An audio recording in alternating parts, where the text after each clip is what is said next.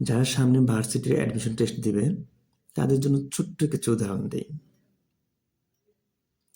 হয়তো এখন তোমাদের অনেক কষ্ট হচ্ছে, প্রচুর পরিশ্রম করতে হচ্ছে,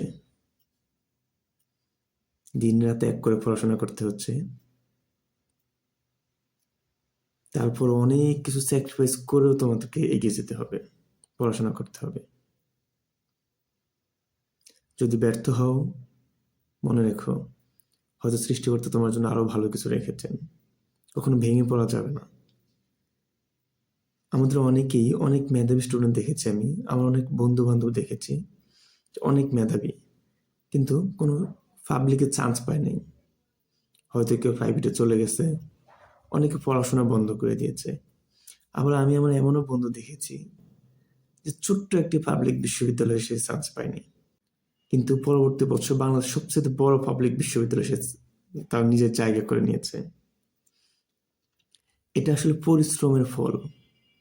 একটা সময় হয়নি তো কি হয়েছে, হয়তো সৃষ্টিকর্তা তোমার জন্য আরো ভালো কিছু রেখেছে। এখান থেকে হয়তো ওই জায়গাটা তোমার জন্য ভালো। ভেঙে পড়া যাবে না, প্রতিনিয়ত চেষ্টা করে যেতে হবে।